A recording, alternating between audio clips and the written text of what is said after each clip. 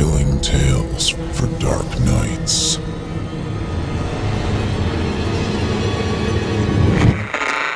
Want to make sure you never miss a Chilling Tales for Dark Nights video again?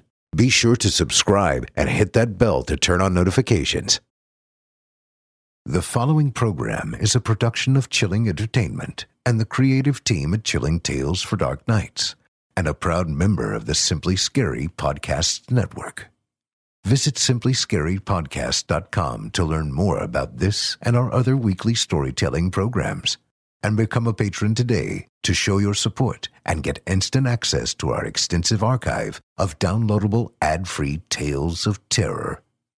Thank you for listening, and enjoy the show.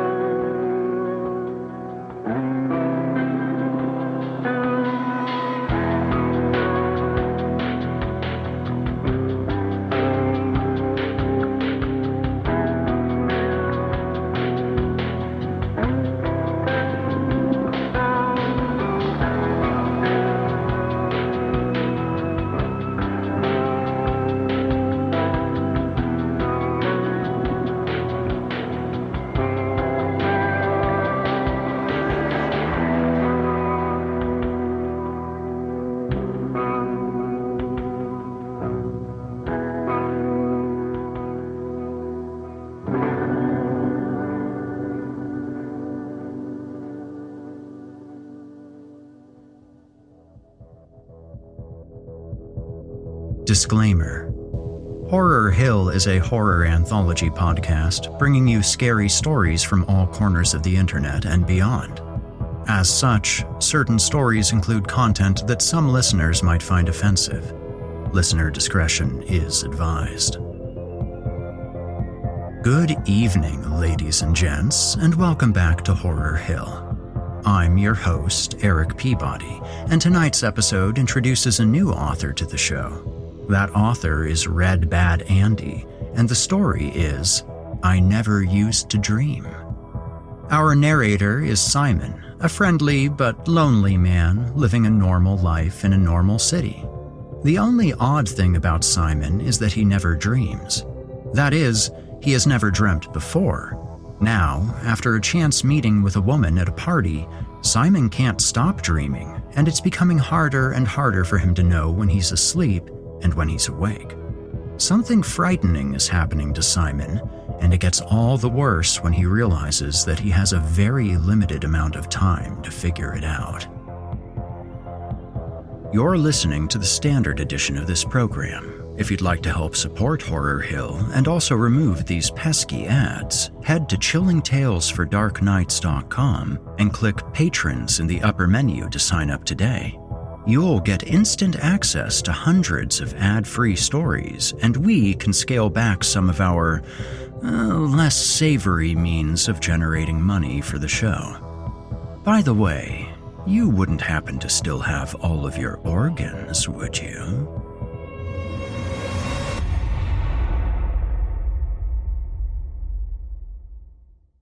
And now, from author RedBadAndy, I give you I Never Used to Dream. Have you ever had a dream that felt so real it felt like it really happened? A dream that was so potent it felt less like a dream and more like a buried memory, coming to life and playing in your mind while you sleep, reminding you of thoughts and emotions you never remembered were there? Until recently, I never had, and I wish it had remained that way. Now, I lay awake in a nervous tension, afraid to sleep as I consider the true nature of these dreams. My dreams, dark and twisted as they have become, are they truly mine anymore? Could they be shades of another's life? I don't know. In the dark, these thoughts can warp and twist and become something that I never thought I could create out of the fabric of my own mind. Twisted demons of doubt and uncertainty plague me, and I feel as if I'm going mad. Madness, maybe that would be preferable. There's a strange sense of certainty in madness. Madness implies a dismissal of reality, a refusal to acknowledge anything as real or not. When there are no real answers, the questions don't matter anymore.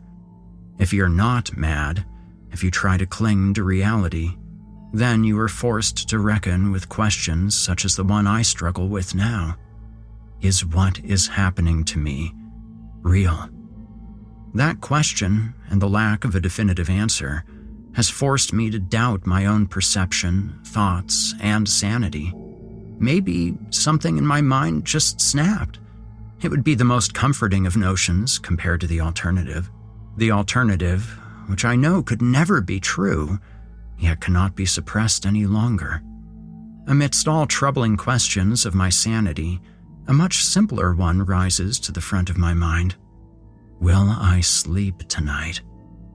A silly question, I know, one with an obvious answer to almost anyone besides the true insomniacs. I know it seems confusing, rhetorical, and absurd, and yet I do genuinely ask myself if I should sleep tonight. Indeed, if I can sleep tonight. Is the mercy of rest worth the price? The price of my sanity? It would be merciful. I am so very tired and have not slept in days. The pills, the caffeine, the stimulants, they won't work forever. Am I postponing the inevitable? It can't hurt me. It's just a dream. It is not real. You cannot be real. I scream out loud to my empty room. I check my outburst and fall back into the solemn reverie of my writing. I must finish this count before it's too late. Before recent events, I could never really remember my thoughts or dreams when I slept, to the point where I didn't think I could dream. I had always wanted to remember my dreams, and now I wish I could just forget. My eyes close briefly, and I lurch awake again in a panic. I know it's just a dream, just a terrible dream. It's not real. The soft glow of the laptop, the only light in the room, highlights my panicked countenance and gives it a deranged appearance. I steady my frenzied breathing and try to focus my thoughts. In my haze, I notice something odd. I begin to wonder what happened to the other lights. I thought I had left them on. No matter. I must have wanted it dark anyway. Yes, dark. Perfect to get some sleep. It's so silly, I must just be going crazy. I'm in no danger. All of this trouble simply because of a dream. A sweet little dream. Yes, all this worry just because, for the first time in my life, I had begun to dream. I'm sorry, I forgot to introduce myself. My name's Simon. Yes, Simon, that's right. I feel like I should have more to tell, but I'm having a lot of trouble remembering at the moment. Perhaps it's the lack of sleep. Nevertheless, I don't have much to say about myself. I used to live a quiet and simple life, alone in a small apartment near where I grew up. Few friends or family members remained in my little town, and for some reason, I cannot remember any of their names. I've always been bad with names. It was a lonely life, but I was all right. I had a decent job as a manager in a local store, and despite my absence of real friends, I had an abundance of people I socialized with online through various mediums and social channels. I would also attend the occasional get-together with some people from work. It was at one of those get-togethers that the turning point in my life occurred, and my descent began. I was invited to a birthday party for a coworker and decided to attend. I still don't remember whose birthday it was. Linda, Laura, it was L something anyway. I've always been terrible with names, even with my coworkers. Did I mention that? Anyway, they would get together every week, and I normally made up some excuse as to why I was busy and couldn't go. But this time, I decided to give it a shot. Who knows? I might accidentally have a good time. And in the worst-case scenario, it would cost me a couple hours of whatever video game or business I would normally attend to on Saturday evening. So, whatever. It was a slightly boring affair at first. I didn't really have much common ground besides work, so I avoided all but the most direct questioning.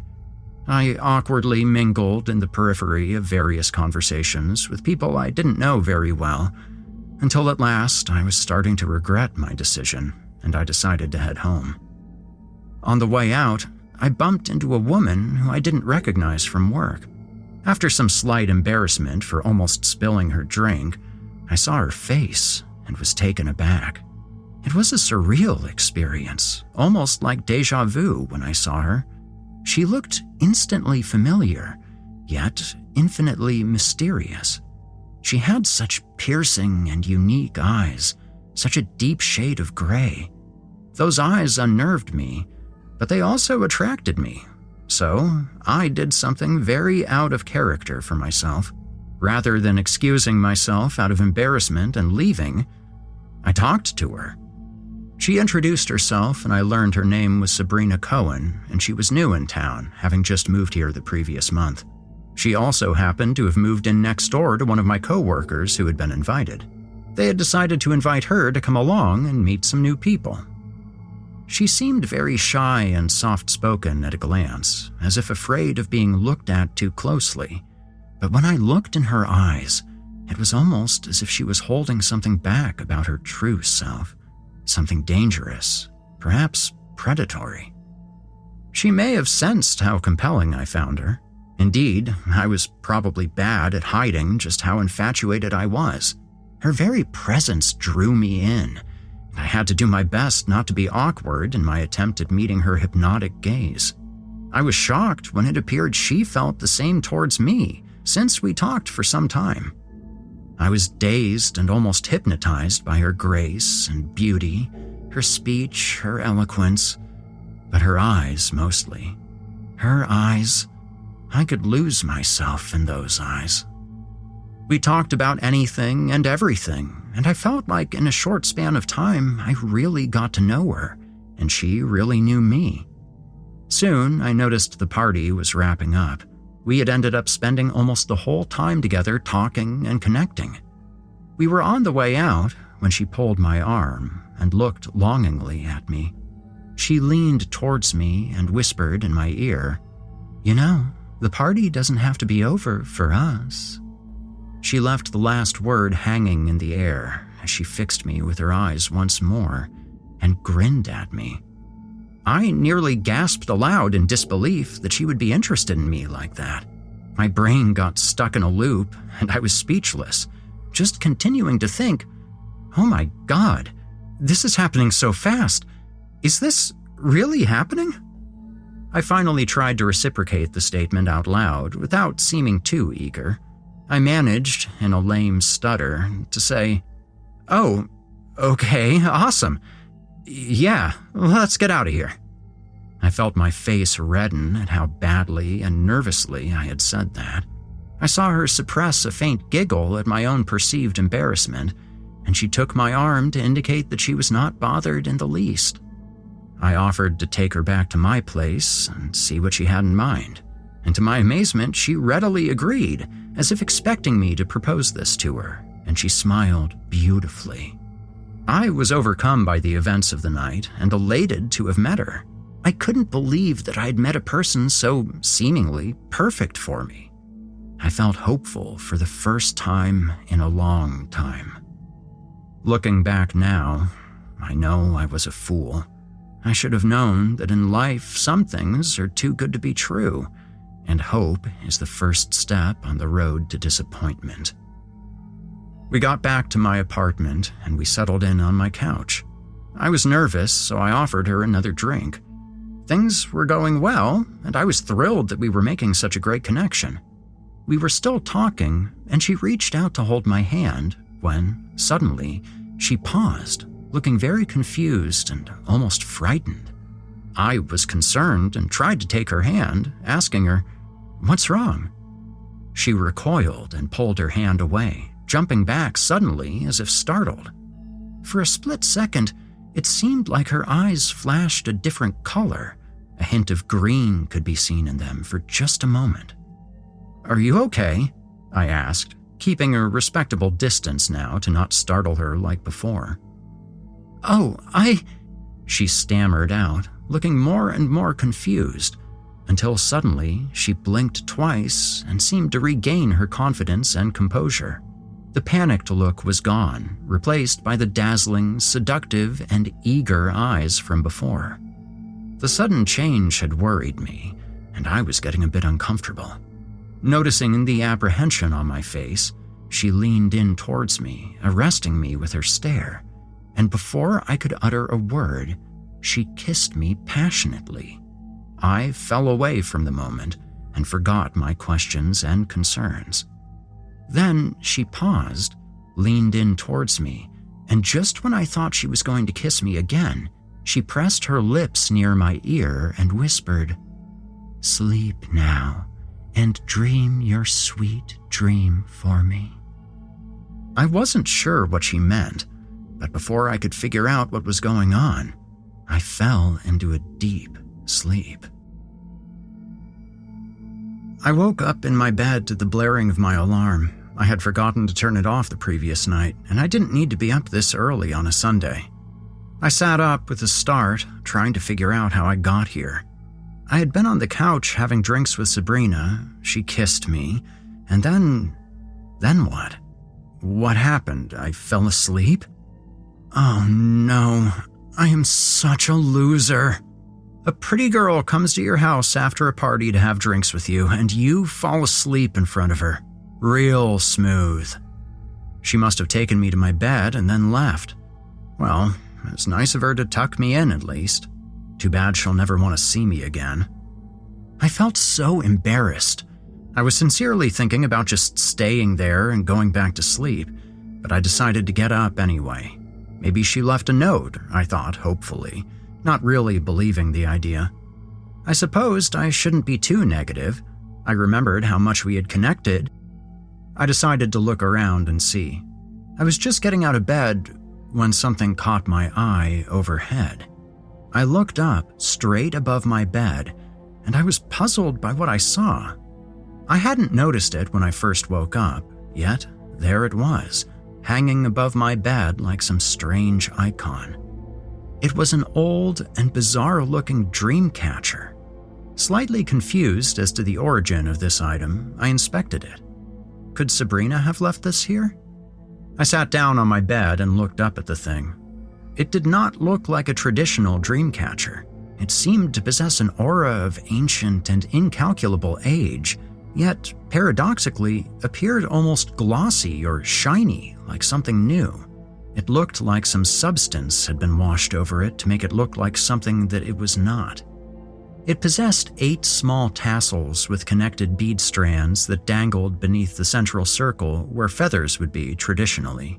The central circle was an arcane pattern of scarlet thread, woven less like a net and more like a circular window.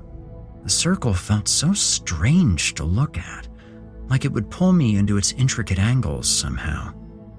Sitting up, I stared more intently at it.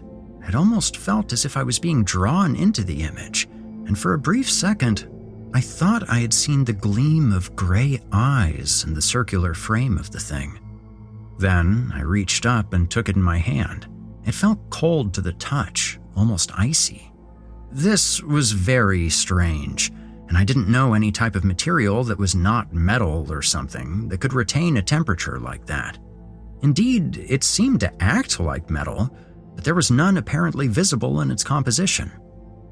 I turned the thing over in my hand and noticed a small paper note that had been folded over many times and affixed to the dream catcher in a small hollow on the side. Could this be a note from Sabrina? I pulled the note off carefully and unfolded it. It appeared to be some sort of strange poem, written in crabbed and eerie handwriting. It was titled, "The Sweet Dream of the Dead." The actual content of the poem was very disturbing. It read, a dream, so short, so sweet, a lovely thing, you know. But in these dreams, these lovely dreams, where do you truly go? To where you dream of someplace far or someplace very near? The distance mute, whilst dreams a flute plays songs of something dear. Dear to your heart, your dream will start, oft happy will begin. But dreams, oh dreams, so short, so sweet, will fade away again. And once they fade, then you will ask, where did the dreamscape go? It felt so real, so very real, but even you won't know.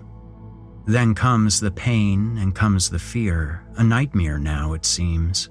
The ones you love and try to keep will never hear you scream.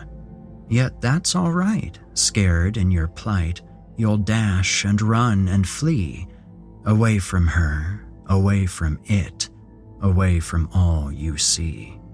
The things you see that cannot be, yet feel so very real.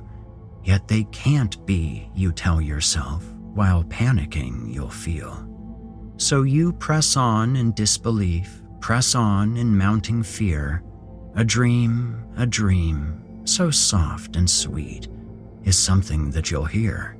Hear from a voice so calm, a voice so crystal clear. The voice says, dreams so soft and sweet must cost you something dear. So try to run down every road and run round every bend. No matter how you run or hide, she'll have you in the end. And in the end, with broken dreams, in your last breath you'll know what faces those who come to find the place where dead dreams go.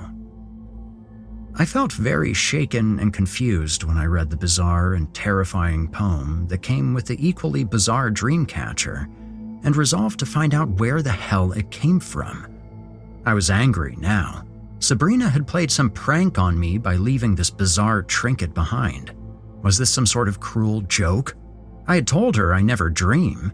At least, I never remember them. Was this some way of making fun of me? I felt unsure of what to do, but also tired, very tired, in fact.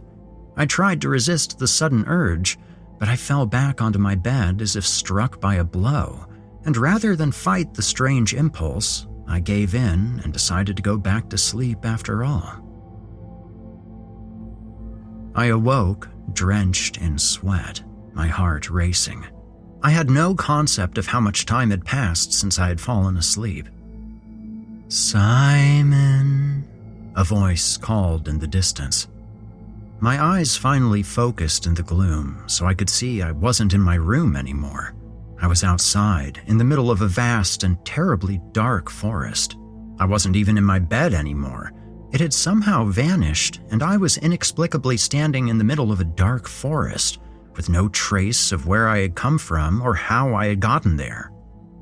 All of a sudden, I heard that soothing but ominous voice cry out again, closer this time. "Simon." I shivered and reflexively backed away from where I thought the voice was coming from. I didn't know how or why someone was calling for me out here, but I was too scared to move or speak at the moment, so I just stood there and listened as the voice grew louder. "Simon, I know you're here, my sweet little thing. Come here to me, and I will help put you back to rest." That voice couldn't be. Was that voice Sabrina's? But how? How was she here? Was she looking for me? Did I sleepwalk all the way out here somehow? Why was it so dark? And why did she not sound concerned, but sounded longing and somehow hungry? I started to back away from the voice without really knowing why. I took a couple of steps in the opposite direction, and suddenly a strong smell assailed me.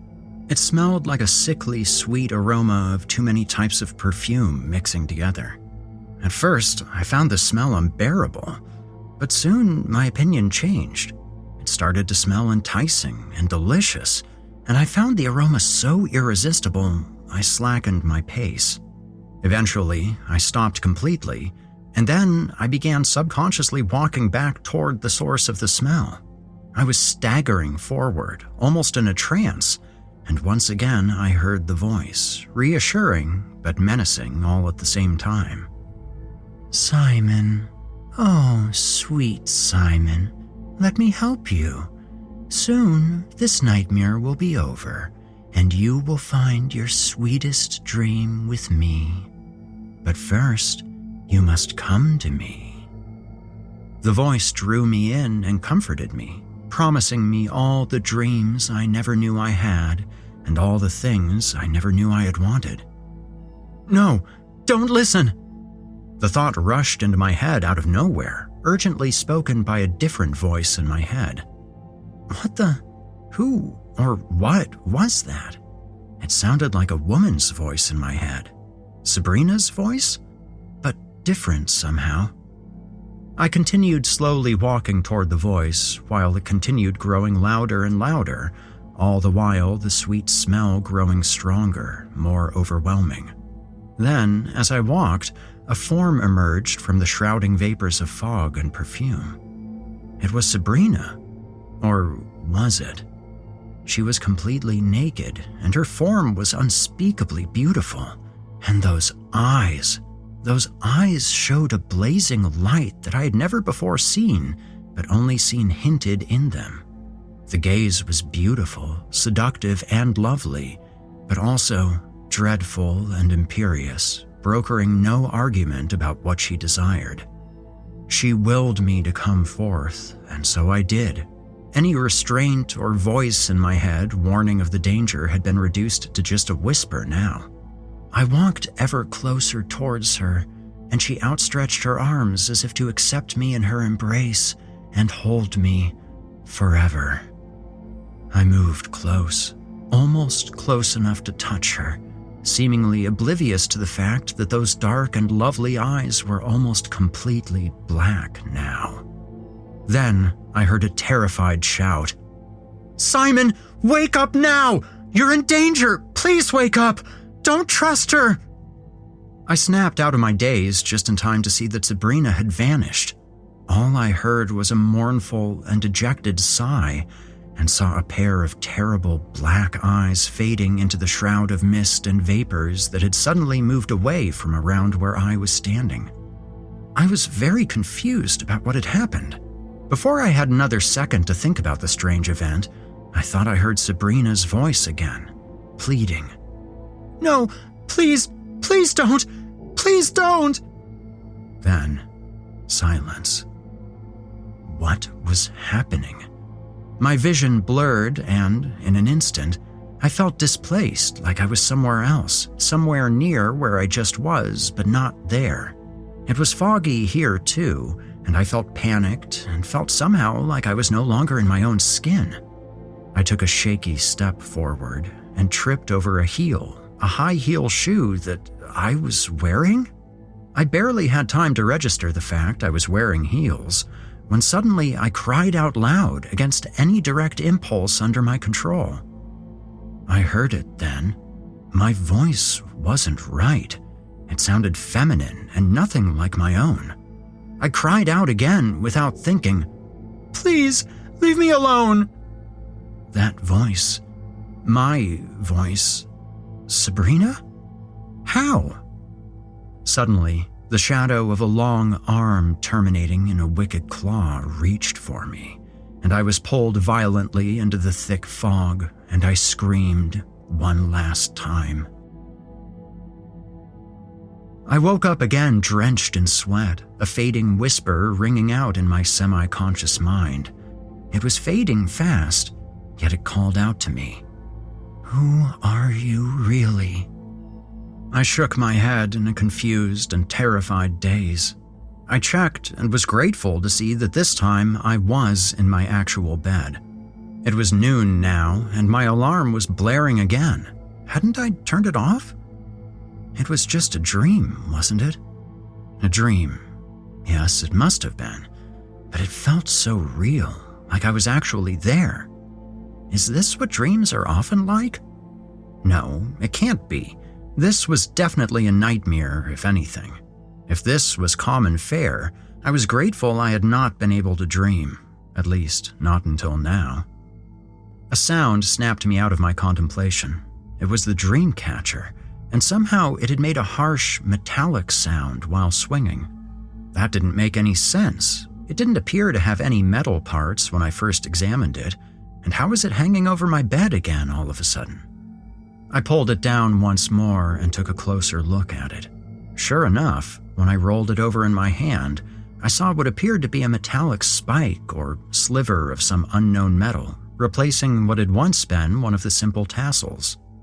I saw something slowly appear as I stared at the object. In the center, was it a pair of eyes? They looked straight at me and began to focus and change color from a deep gray to black. I stood transfixed again, lost in these eyes that were somehow familiar. I jumped with a start as the alarm started blaring again. I had only hit snooze instead of turning it off. My surprise was followed by a painful realization. I had dropped the dream catcher, and the strange new metal part had cut my hand as it fell. Why was it sharp? I also realized that, strange as it was, my hand was bleeding a lot for what had seemed like such a little cut. It was even stranger that the blade had no blood on the tip. I regarded the creepy object for another moment and then went to the bathroom to get a bandage for my hand. I didn't want to sit there and wait for answers, so I decided I had no more time to dwell on it. I was going to look for Sabrina and find out where she had found this disturbing item and why she had left it with me. This was just too much. I had to find out what this thing was and where it came from. I left in a hurry for Sabrina's house, at least where she told me she had lived. I had so many questions for her, and she was going to answer them. I arrived at her house a short while later. No car. She might still be home. She had told me she hadn't found work yet since moving here, so she was likely still home at this hour. I tried calling the number she gave me the night before, but instead of going to her voicemail, I heard a message claiming that the person I called had a number that had been disconnected. I tried the number again and received the same message. This was getting weird. I decided to go to her neighbor's house, my coworker from the store, to ask if she had seen Sabrina today. After ringing the doorbell a couple of times, a middle-aged woman answered it. I think her name was Lisa, but like I said, I am terrible with names. "Hello," I said, as friendly as I could sound. "Oh, hi, Simon," she said, sounding rather confused but not unfriendly. "What can I do for you?" "Well, I was wondering," I stammered, "if you happen to have seen Sabrina today? Her car is gone, and I tried calling her a couple of times, but it says that her number is disconnected, so I just wanted to check if you had seen her come or go today." She shifted uncomfortably. "I'm sorry, Simon," she said. "I have no idea who you're talking about. That house has been vacant for the last 2 years, and I don't know anyone named Sabrina. Are you sure that you're in the right neighborhood?" I felt stunned. How could this be? Was she just joking with me? I thought that she had been the one to invite Sabrina to that party. She said that she lived next door to her. "But you must know Sabrina. I left with her last night. You had to have seen us together," I spurted out, slightly embarrassed by revealing what I had done yesterday. "She said that she lived next door to you," I repeated. "No," Lisa insisted. "I really don't know her. I'm sorry. Are you sure you're okay?" she asked with concern in her voice. "Yes, I'm fine," I managed to spit out. "I must be mistaken. Sorry to have bothered you. I'll see you later." "All right," Lisa said, waving goodbye and closing her door. What the hell was going on? Maybe it's just a mistake and she actually lived somewhere else. That must be it. I tried calling her a couple more times to no effect. I searched near the neighborhoods of some of my other co-workers for several hours, determined to find some answers. With no luck so far, and with it starting to get late, I decided to return home. Maybe she would be there, I thought. Maybe it was all just a misunderstanding, and I did wind up assuming that she lived in this neighborhood and not next to another one of my co-workers. I got back home and no one else was there. I sighed. What was going on? I couldn't reach her by phone, and I apparently didn't know where she lived, so I had no idea what to do or where to go or check. I was getting very worried and upset. It was getting pretty late, so I decided I would get some sleep and take the day off work tomorrow to see if I could find out where she had gone or what she was doing. I went inside, got out of my clothes, took a quick shower, and went to my bedroom. The dream catcher was hanging over the headboard of my bed again. Strange, I didn't remember putting it back up. I considered throwing it in the trash, but some compulsion stayed my hand, so I decided to leave it up for tonight. I turned off the lights and pulled the covers over myself. I wondered if I would sleep at all. I was so confused and worried about what had happened that day. Eventually, after tossing and turning for what felt like hours, I drifted into a fitful sleep. I slowly opened my eyes. Sitting up, I saw that once again, I wasn't in my bedroom anymore. I wasn't in the forest either. I appeared to be in someone else's house, resting on a filthy couch. I quickly jumped off the disgusting couch and almost tripped over various debris and garbage that had been strewn out over the floor. The place stank like something fetid or rotten, and it was very dark inside with almost no lighting. This couldn't be real. This must be another dream. I tried to find the door to get out of the moldering house. The smell was so oppressive it was making my stomach turn. I staggered further down the hall, which I assumed to lead to the exit, but I saw something that turned me back the other way and made me feel even sicker. There was a door leading to a bathroom that was partially ajar in that hall, and in that bathroom was what appeared to be some sort of amalgamation of various body parts floating in the bathtub. The sickening stench must have been coming from there. I backpedaled until I was in the living room again.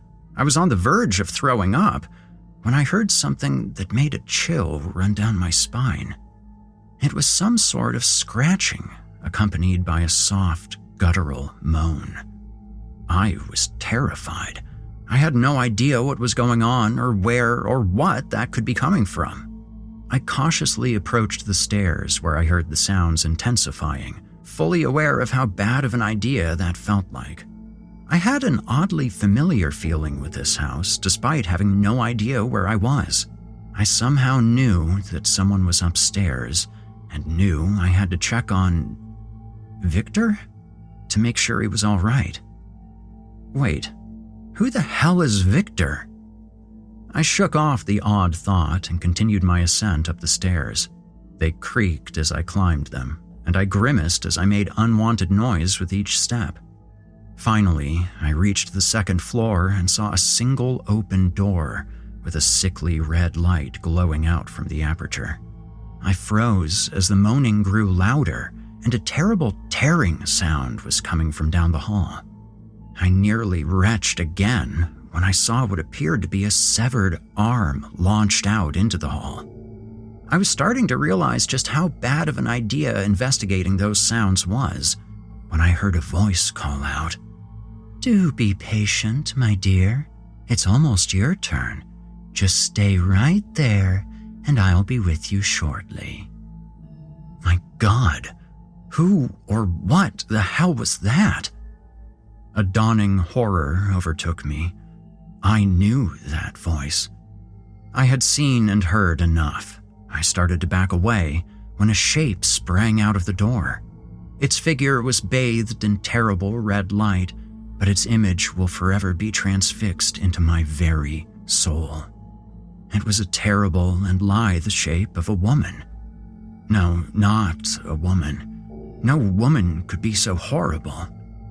She was streaked in gore and viscera from the unfortunate person she had just finished with, and she licked blood from her fingers with a serpent-like tongue. On each of those fingers, prodigious nails extended out, or were they claws? And her skin was a shifting layer of translucent colors, one moment jet black, and the next ivory white, and somehow every shade between. Her hair seemed ethereal, as if it were not really there, and floated above her head in a silvery white vapor. But worst of all were its eyes. Its terrible eyes. The eyes had the predatory pupils of some great hunting cat, but the color of the irises was not anything of this world. The pupils seemed to shift between a dark gray and abysmal black, like the darkest pits of the abyss. Its eyes froze me, and I couldn't move or look away. She moved closer to me, seemingly not walking at all, but rather gliding, until she was close enough to touch me. "Hello, little thing," she purred. "I've been waiting for you." She reached out one arm and caressed my face with the monstrous claw. "Zach, no!" a voice cried out from down the hall. He was missing his arms, but the prone figure tried to rise and scream a warning. I felt panicked and horrified. What had this monster done to Victor? How did it get into our house? Then I remembered. Wait, how could I remember? This dream wasn't mine, was it? But I remembered the deaths, the terrible nightmares, the warnings, and my name, Zach Thomas. Who is Zach Thomas? The creature disrupted this burst of jumbled memory, and she inched closer as if to kiss me. Then she turned and slashed my throat out with the other talon. I fell back down the stairs, watching my body separate from my severed head. But that body, it wasn't my body. And then I saw only darkness. I screamed as I lurched up out of bed. My bed. Yes, thank God I was awake. The terrible dream was at an end, and I was back in my bedroom. I stood up in a cold sweat, naked. It was only 4 a.m. I turned the light on. I didn't think I was going to sleep again tonight. Once the light was on, I looked over my headboard, and to my surprise, I saw that another of the tassels on the dream catcher had turned into a metal spike. This cannot be happening. What is going on? I decided to look into different avenues with my search and investigate some of the details online, since I definitely was not going back to sleep, and I had already resolved to take the next day off of work. I booted up my computer and searched for any details or stories involving Sabrina Cohen. Maybe I could track her down if she had a history. What I found was deeply disturbing.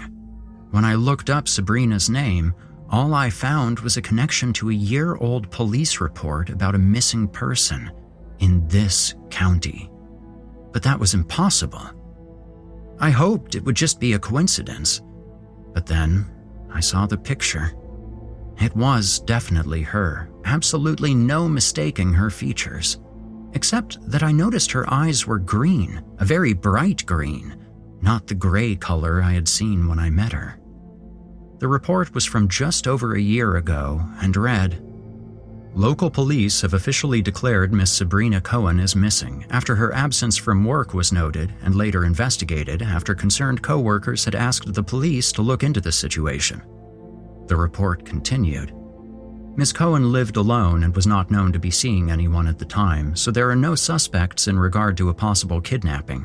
If you have seen or heard anything about her, please notify your local police. What the hell was this? That couldn't possibly be her. I thought someone would have recognized her by now, and she wasn't using an alias or disguises other than maybe some contacts. Did she just come back without notifying anyone? I had no idea what to do next. I continued looking at various police reports in the area and decided to check for any that occurred around the same date in previous years. I was horrified when I saw the obituary for one Zachary Thomas, 32. He had apparently been decapitated in his home over 2 years ago by an unknown killer. His roommate, Victor Gavin, was still reported as missing, but wanted for questioning in possible connection to the grisly homicide. The crime scene photos were even more shocking and sent a wave of icy dread deep into my heart. Mr. Thomas's house was, or at least looked, exactly like the house I had seen in my dream last night. Zach. Why was that name familiar? That's my name. What? No, why would I think that's my name? My name's Simon. Yes, Simon. What the hell was going on with my head? I continued to read on in the report and was truly unprepared for the next part. As I reviewed the details of the location where the murder occurred, I looked at the street address and nearly fainted. It was very familiar. Familiar because it was the very same address as the house next to my coworker, Lisa. It was the exact house that I had believed that Sabrina lived in. No, I said aloud. This wasn't real. This couldn't be real. I must still be dreaming. There's no way it could be the same place. There's no way I could witness a murder that really happened in a dream. But did I witness it? I was murdered. What the? Why are these random memories assailing me? Am I going crazy? When I was dreaming, I felt different, not like myself, and I moved and acted almost like someone else was moving for me. And in the terrible end, when I was killed, I saw a body on the ground that was not my own before it was over and I woke up. Was Zachary Thomas killed by that thing? I thought that was impossible. It couldn't be real. But the dream was so vivid. How in the hell could it just be a coincidence? I was overwhelmed by these revelations. I had no idea what to do. I decided I would check out that house. Maybe I would find something there that might link all this together or explain some detail of fact that I'd been missing, or open a new door to the truth. I arrived back in the neighborhood later that day, equipped with a flashlight and my cell phone in case I needed the light or to call for help. I had more than a few questions in need of answering, and I hoped that this little break-in would answer at least a few of them. I had intentionally arrived later in the evening, since I would rather not have to explain myself if I was caught breaking into an abandoned house for what sounded, admittedly, like a crazy person's theory. I parked down the street in case my coworker saw my car parked outside her house and thought I was stalking her, especially after our awkward encounter the other day. Approaching the house, I felt a terrible sense of déjà vu and dread. I felt like I had been in this house before, but I had only ever seen it from the outside. I stepped up onto the porch and carefully tried the door. Locked. I was unsure as to how to proceed. Then, an odd thought popped into my head as if it were a deeply buried memory. I moved over to one of the decayed potted plants that were still on the porch for some reason, having long since died, just like the occupant. I lifted one of them carefully, reached underneath, and pulled out a key. I somehow knew that it was there. Just as I suspected, after turning the key and handle, the door swung inward with a low-pitched creak, and a faint, unpleasant odor of dust and mildew assailed my senses. It was pitch black inside, probably since the electricity was shut off a long time ago. I silently regretted coming here at dusk and not sometime in the afternoon. I was considering turning back for a second, but I was here, and I resolved that I would search for whatever I could find and then get the hell out of here as quickly as possible. The door yawned open even wider, and I stood on the edge between light and dark. All the sense and reason in my head screamed at me that this was a bad idea, but that voice faded to a whisper, slowly dispelled by some strange, imperious pull to go in. I switched on my flashlight in an effort to pierce the veil of inky blackness, and what I saw made my heart sink. The hallway was exactly like the one I had seen in my dream last night. Despite all of the clutter and garbage having been removed, it was unmistakably the very same hall. I fortified myself and stepped inside and moved to close the door despite not wanting to. I was grateful to have the exit open, as if expecting that closing it would seal it shut permanently. But I couldn't leave it open in case someone noticed from outside and investigated, or worse, called the police because they thought that some squatters or someone were coming in here to vandalize the place or do drugs.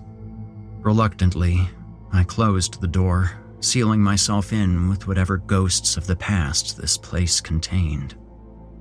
I walked slowly into the living room, passing the bathroom I had seen before, though mercifully the only smell was of faint mildew, and the bathtub was clean and empty rather than being filled with other unmentionable things.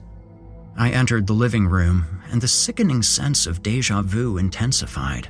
I thought that if you were to empty a garbage can of rotting meat and various other unpleasant objects, it would help recreate the mental picture of this room perfectly. I took a quick look around the first floor, though I had a suspicious feeling I wouldn't find anything on this level. I paused near the stairwell, the feeling of apprehension growing stronger every second. I did not want to go up those stairs where someone had died, but I was almost certain that what I was looking for was up there. The stairs creaked painfully loud as I ascended, just like they did last night. No, that was just a dream, I reminded myself. I got to the top, and to my relief, there was nothing up there. Just a simple second-floor hall, all the doors closed and with no lights on, sickly red or otherwise. This worked a great deal to alleviate my tension, and I relaxed at the sight, breathing a sigh of relief. I checked 2 of the doors that were closed in my dream and found nothing of interest, just another unremarkable bathroom and a small, empty bedroom. When I arrived at the final door, a bit of the tension returned. I knew nothing would be on the other side, just another empty room most likely. Still, I paused as I reached for the door, suppressing a shudder as I remembered the dream and the creature that emerged from this door, caked in the blood of the latest unfortunate soul she had bestowed her special gift upon. I pushed the thoughts away, held my breath, and opened the door with a jolt. I let my breath out as I saw what I expected, an unremarkable room and nothing more. I couldn't decide if this was a good thing or a bad thing. I had come here seeking some answers, but I didn't know why I would find anything in what was presumably an empty house. I paused, unsure of what I was really expecting to accomplish. While I was contemplating my plight, a strange pattern on the wall drew my attention. The walls had plain and unassuming white striped wallpaper plastered over them, but this area, near where it joined the window, had an odd mark on it that seemed to show through from underneath the wallpaper. I shined my flashlight on the spot and stepped closer to look at it. It was a dull reddish-brown color, and the mark appeared to be what may have been a portion of some letter. I noticed that it was covered up right at the point where the wallpaper seemed to start. Maybe the room was another color before? Or maybe they put this wallpaper up to cover up the blood. I shuddered. Dream or no dream, this was apparently where Zachary Thomas had been murdered, and worse. I stuck my finger into the gap between the fragments of what may have been a letter and pulled off a strip of the wallpaper that had been concealing it. My mind was not ready for the revelation that unfolded. Beneath the paper were what appeared to be words written in a shaky script on the wall. They appeared to have been written in deep red ink or paint, perhaps even blood. I pulled off enough of the paper that I could see what appeared to be a complete sentence, and what I read was deeply disturbing. The dream catcher, that is the key. It let loose this terrible creature. It must be able to seal it away again. Dreamcatcher? No. He couldn't possibly mean the same dreamcatcher. A dead man writing about the dreamcatcher I received from a missing woman in blood on his walls like a psychopath. It was all too much. I was completely stunned.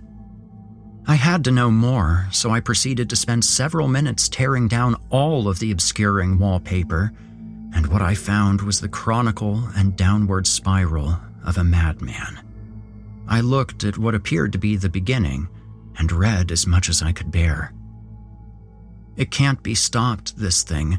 I know that now. Every time I go to sleep, I see them, their memories, how they died. I know I will be next. My time's almost out. In these dreams, only one thing has always occurred. One of the parts of the dream catcher turned into that abhorrent metal. There are 6 total, and 5 of them are now transformed. Somehow, I know that once the final one turns, it will be my time to join the others. I've tried to destroy the thing, but it appears above my bed every night. After I first suspected what it was, I threw it into the fire and thought I might be safe as it burned, just as you would expect anything made of such simple materials to burn. But at night it comes back, and the dreams, or rather the memories, come back with it. These memories of her, or it, tormenting them before they died, torturing them, playing with them, and always she knew I was there, watching, waiting, toying with me. Was I them, or was I myself? I don't know. I don't know who I am anymore. All I know is that she's coming for me, that succubus, and she's going to have me one way or the other. I've been awake now for the past 5 days. I know that she's waiting for me when I close my eyes. I am the last one. I am so afraid. There's nothing I can do, and no one believes my story. They all believe I'm crazy. Yes, maybe I am crazy. Maybe I'm losing my mind. Maybe that's it. Maybe it's all just in my head. I've never truly been hurt by these dreams, as disturbing as they are, and what I wouldn't give to have a nice, restful sleep. All these images and dreams are probably just delusions. Yes, that's it. Just delusions of a tired mind. No correlation or terrible cause, just the thoughts of a paranoid mind keeping me from having a relaxing rest. Yes, rest. That's what I need now. Nothing will get me, and I'm not afraid. I just need sleep. A little rest, and I'll feel better tomorrow. If something does happen, I'm sorry, Victor. I tried. Now, please, Lord, grant me rest. The writings ended at that point. Each portion had been affixed with a date, like a very grim journal entry. The date of the final entry was a day before the suspected murder had occurred. What in the hell is this? I screamed in panicked frustration. This had to be some hoax. It couldn't be happening. I had never been one to believe in the supernatural, and I couldn't wrap my head around this. There has to be some rational explanation, I shouted to myself. I sighed ruefully as I realized that the most likely explanation was that I was having a nervous breakdown. I paced relentlessly around the room, refusing to look any more at the terrible markings on the wall. I started to feel sick and dizzy, like the smell and atmosphere of the place was getting to me, or just my own shock at trying to process this new information. I turned towards the door and saw what appeared to be a shadow. Was someone else in the house with me? The shadow moved and coalesced into an outline that was terribly familiar. I knew what it was the moment it took form. Aren't you the curious one? Oh, do remember, my sweet little thing, what curiosity did to the cat. I wouldn't want you to get hurt before I see you again in the flesh. I let out a scream and stepped back. No, you can't be real, I cried, staring at the form. It appeared to be not quite there, as if it were only a shadow. What happened to Sabrina? I yelled at the thing, temporarily emboldened by the fact that it appeared almost insubstantial and almost certain I wasn't dreaming. The thing let out a harsh cackle, and then her voice dropped to a disturbing and almost seductive whisper. "Oh, you poor thing. Don't you realize it yet? I am Sabrina, or at least all that's left of her. She found this dream catcher over a year ago and met with the same fate that you will soon meet. You never knew the real Sabrina." She laughed, and she shifted, and her shadowy form melded into an image of Sabrina. "Recognize me, my sweet little Simon?" "Oh, I do delight in your confusion, but rest assured, as I said, you never knew the real Sabrina. She's been dead since before we met. I merely used her likeness and memories to pass as her, so I could find a new plaything that would be lured under the spell of my charming little dream catcher. You would have her memories too, if it weren't for the fact that I needed them." She continued, "I'm afraid little Sabrina was a bit of a shut-in and wasn't able to pass the gift along on her own as intended. It was exhausting wearing that shell, but now you are here, and soon, very soon, we shall meet in person again, once you have seen them all, that is." She paused, as if checking some impulse. "We will be together again soon, and together I shall show you a sweet and never-ending dream that you've always wanted." She licked her lips as she revealed the horrible truth of what had been happening to me. Then, her hands sprang out to envelop me, and I ran back away from the thing, tripping over a large section of wallpaper I'd pulled off and bashing my head into the ground. I could feel no more as I drifted out of consciousness. I gasped and shot bolt upright. How long had I been out? "Oh no, oh no, oh no!" I cried. I wasn't in the house anymore. I looked around. It was completely black, with just a sliver of light in this cramped confine I found myself in. I was in what I deduced was a dumpster after I reached up to throw the lid open. A soft and pale moonlight glowed up above in the sky to greet me as I emerged. Oh God, was I moved when I was out? Or am I still out? It looked like I was at an abandoned construction site or steel mill or something. I immediately smelled a strong metallic scent, along with what I assumed was something burning. I had no clue where I was. My cell phone was lost along with the flashlight. I reached into my pocket again and produced a wallet. Only, this was not my wallet. It contained a driver's license for one Paul Anderson. How did I get this? I wondered. It's mine, of course, came a random and unbidden thought. Then I was reminded of the previous dream and the writings on the wall, and it made more sense. I had the wallet of Paul Anderson because this was his memory, or dream of a memory. I didn't know anymore. I caught a reflection of myself in a window and saw that I indeed looked like a different person. Once I looked at his face, I felt a rush of memories that I knew couldn't be mine. She's coming. She's coming. Oh God, there's no escaping it. God damn that demon. Oh, please, God, save me. This is my last chance.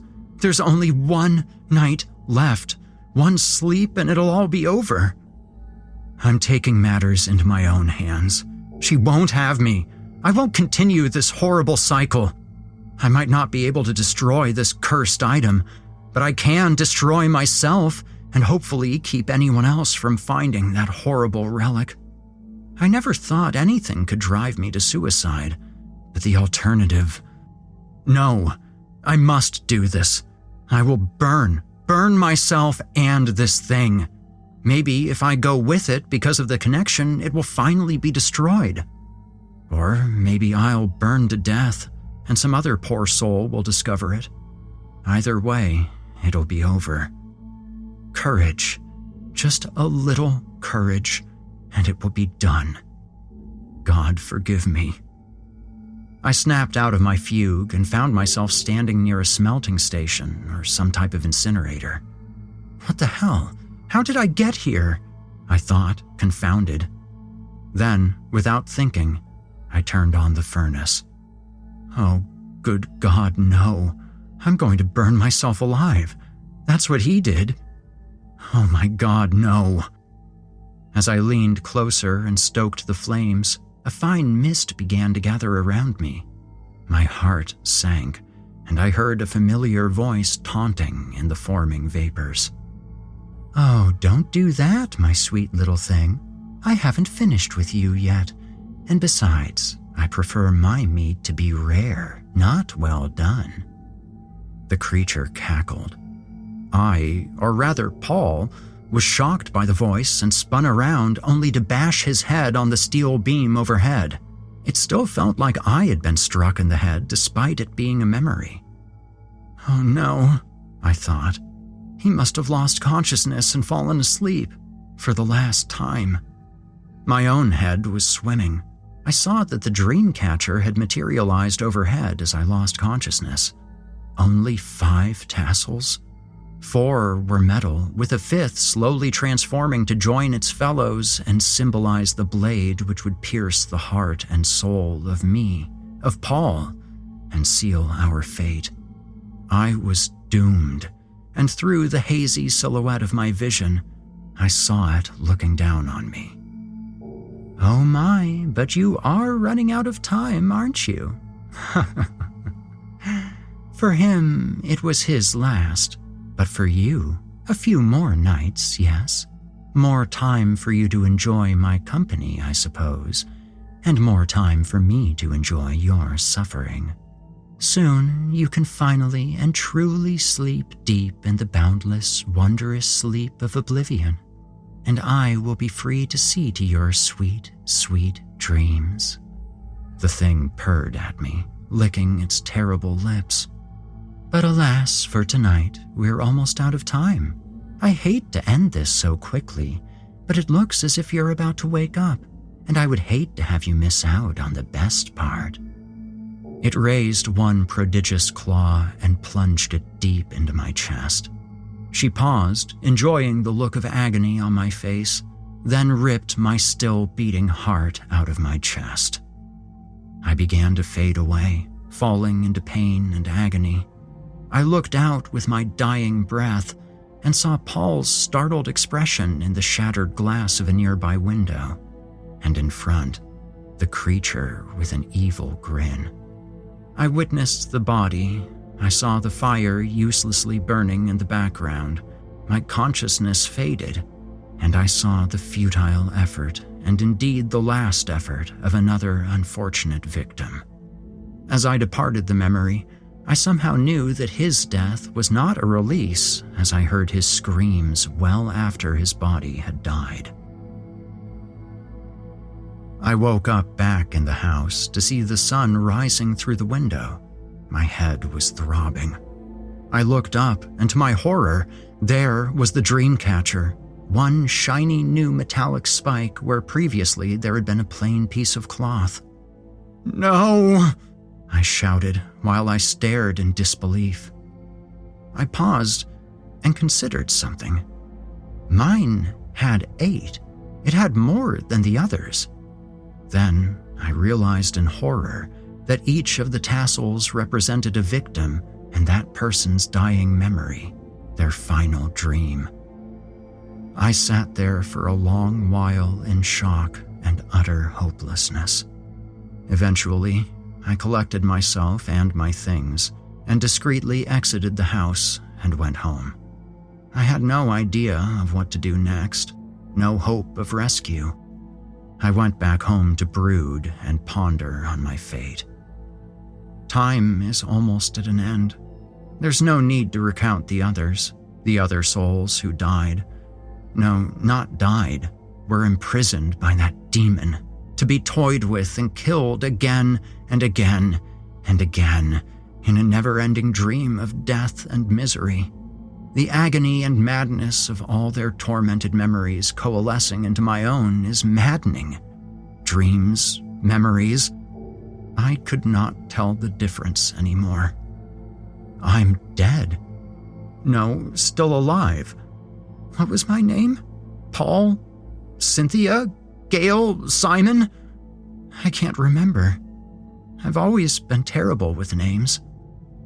To my credit, I managed to make it this far. I thought I could become a professional insomniac. I wish I could say I found some magic cure, some paranormal investigator who would come in and save the day in my time of need. But I found the rest of the world unhelpful and ignorant of my pleas. Maybe I don't care if this thing keeps going. Maybe the doubters of the world need to be shown what happens if you never listen to a cry for help, no matter how crazy it sounds. Maybe they will stop it someday, but I won't be there. Or maybe I will be.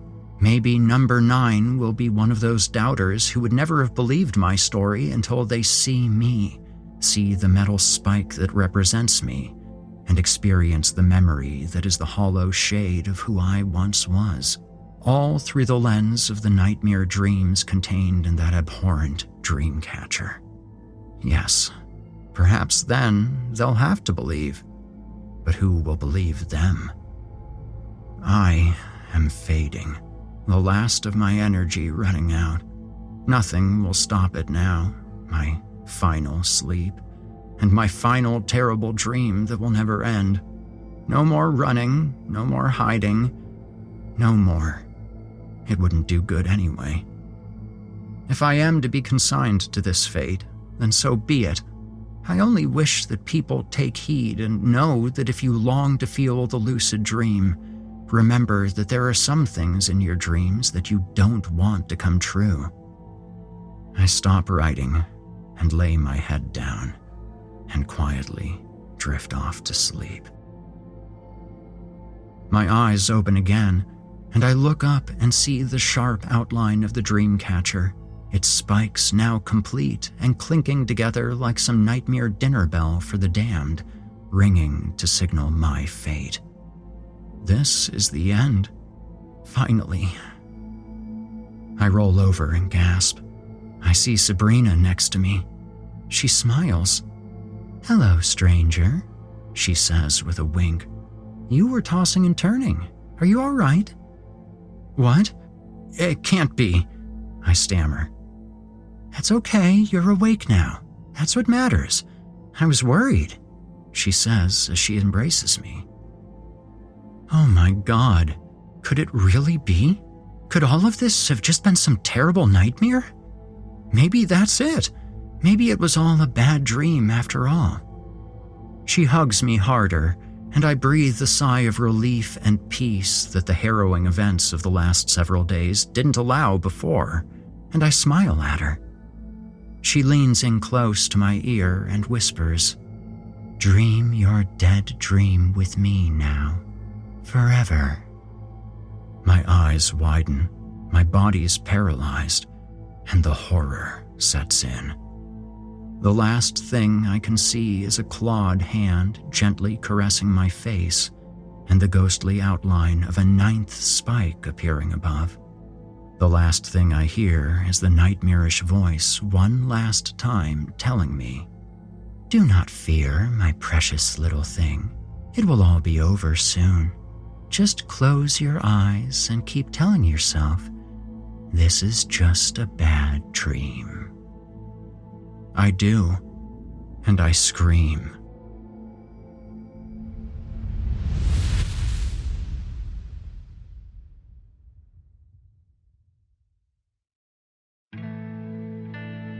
You've been listening to I Never Used to Dream by RedBadAndy. RedBadAndy has been writing short horror fiction for a little over a year now, mostly posted to the nosleep subreddit. You can find more of his work there under the username BadAndyTheRed. Well, I'd say that's a nice close to tonight's episode. I suspect that many of you will be heading to bed yourselves after listening, and this certainly sets the stage. Thanks to RedBadAndy for tonight's story. And also, as a side note, as I was perusing his Reddit profile, I discovered that he's a fellow Warhammer 40k enthusiast. It's always fun to find another resident of the grim darkness of the near future. As always, thanks to you, dear listeners, for joining me. Things here in western New York are starting to get very chilly, and the isolation of the winter months is always tempered by getting to share these stories with you fine folks. Until next time, stay spooky. You've been listening to the Horror Hill Podcast, a production of Chilling Entertainment and the creative team at Chilling Tales for Dark Nights. Tonight's episode was hosted and narrated by yours truly, Erik Peabody. Original music provided by Erik Peabody and Nikki McSorley. Finalization by Erik Peabody and Craig Groshek. Got a terrifying tale of your own that you'd like performed? Email it to us at natalie@chillingtalesfordarknights.com to have your work considered for future production. Seeing as how we're all living in a technological nightmare of our own devising, I'll ask you to follow Chilling Tales for Dark Nights on social media and upvote, subscribe, and hit the bell notification icon if you're listening to this on YouTube. Not only will you have appeased the dark gods of cyberspace, but you'll be kept in the loop as we prepare more terrifying content. If you'd like access to uninterrupted horror, free of ads and these annoying bookend segments, might I recommend becoming a patron? You'll get access to hundreds of episodes of this show, as well as everything from the other programs in the Chilling Tales for Dark Nights cabal. That means all of Otis Gyri's Scary Stories Told in the Dark, Drew Blood's Dark Tales, Paul J. McSorley's Fear from the Heartland, and more. It's a veritable smorgasbord of horrific delights. As for me personally, I'm on most social media as Viking Guitar or Viking Guitar Productions. I'm always on the lookout for new stories to narrate and new music projects to mix or master. If that's of interest to you, feel free to reach out and we can talk turkey.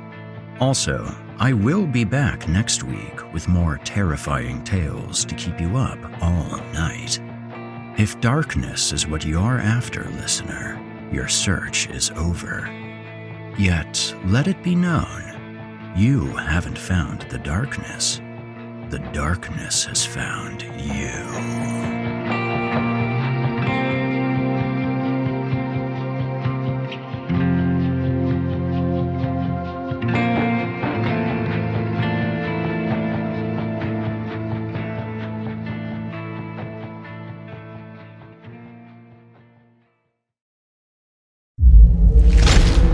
Chilling Tales for Dark Nights.